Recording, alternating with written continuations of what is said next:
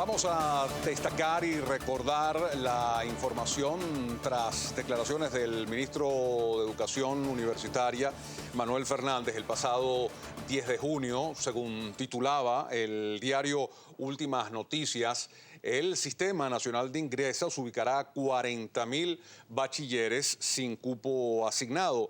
En las especificaciones, el ministro Fernández hablaba de 18.000 con discapacidad, de los que viven en zonas fronterizas, de 65 de las clases económicas en los últimos escaños, más de 5.000 indígenas, también más de 5.000 que tienen un promedio mayor de 18 y más de 1.000 de los que están entre los mejores de su plantel. Pero esto ahora lo está analizando junto con nosotros el profesor Jesús González, coordinador de la Unidad de Investigación de la Secretaría de la Universidad Central de Venezuela. ¿Es posible, es efectivo la asignación de estos 40.000 estudiantes? Y desde el análisis que hacen las autoridades de la Universidad Central de Venezuela, de las universidades autónomas del país, ciertamente este grupo importante, este número importante de estudiantes no habían sido asignados en las universidades autónomas de Venezuela. Profesor González.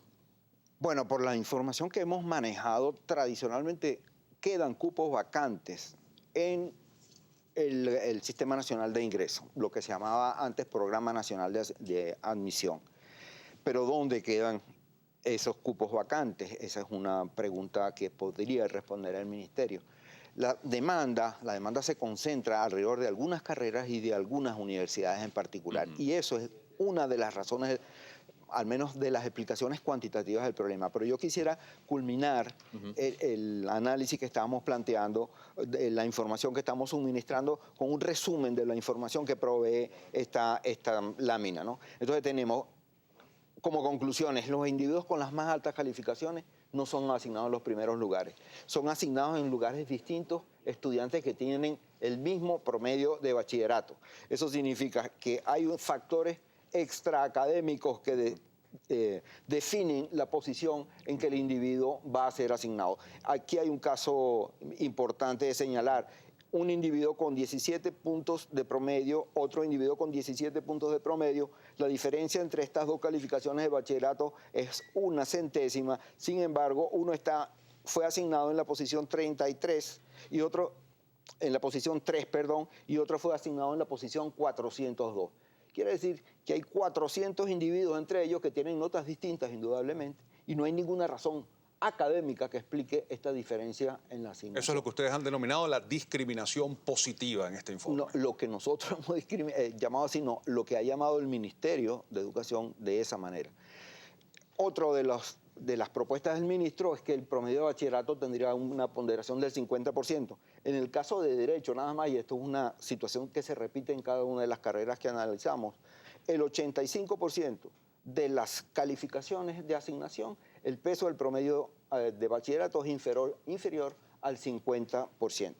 Y sobre la afirmación que hacía el ministro anteriormente en relación al número de estudiantes con calificaciones entre 18 y 20 puntos que quedan fuera, mire, aquí hay 5.000 estudiantes con calificaciones mayores o iguales a 18 puntos de un total de 20.000. Estamos diciendo que en la primera corrida del programa el 25% de los estudiantes mejor calificados quedó fuera. Eso no puede ser un sistema de justicia, al menos académica. Y es muy difícil encontrar un argumento social para evaluar positivamente esa decisión. Nosotros, profesor González, vamos a continuación a dar lectura a los titulares y queremos decir los tweets que ustedes nos escriben a través de nuestra cuenta @primerapágina con sus consultas al profesor Jesús González. De inmediato el contacto lo hacemos con Stenins Olivares. Stenins. Así es, Juan Eleazar, le damos la bienvenida al señor González y le agradecemos respuestas bastante precisas para lograr dar mayor participación a nuestra audiencia. Vamos a iniciar con un tuit el día de hoy de @chatvenezuela. ¿Por qué se deja por fuera estudiantes con índice académico de 18 y 19 puntos y sí entran estudiantes de bajos puntos? ¿Qué le responde? Lo que acabo de decir, hay unas razones que no son de orden académico que privan como criterio de asignación. Una de ellas es el nivel socioeconómico. @naide, @muchi NNE. No declinaré mi esfuerzo como madre y docente de exigir y motivar a mantener un buen promedio. La capacidad intelectual vale. ¿Qué le contesta? Definitivamente, está comprobado en cantidad de estudios nacionales e internacionales que el mejor pronóstico sobre rendimiento académico proviene de estudiantes con alto rendimiento en bachillerato.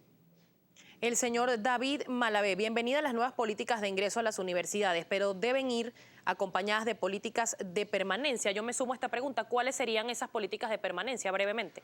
Bueno, deben haber controles institucionales que regulen la permanencia de los individuos en las instituciones. Eso está reglamentado en la mayoría de las universidades. Lo que habría que ver es hacer una revisión de esas normas para acotar los términos de permanencia. El señor @Freddy Parada, el ciudadano Manuel Fernández está trabajando por el derecho a la educación universitaria. Es mi opinión personal, muy bueno. ¿Coincide usted con esta opinión? Bueno, depende de la interpretación que se le dé. Si se trata de una justicia académica, evidentemente que no ha sido la mejor decisión la tomada.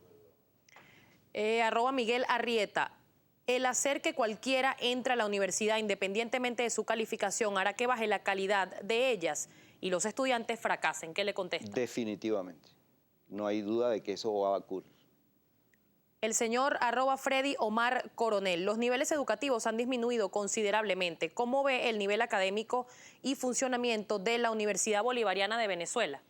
De ninguna otra universidad podría dar información precisa porque no manejo sus números, pero sí quisiera, si me permite, hacer una referencia a lo que significa calidad de la enseñanza y un trabajo conocido por la comunidad universitaria hecho por OPSU en 2006. De 100 liceos evaluados sobre la calidad académica de sus aspirantes, el primer liceo público apareció en la posición 50.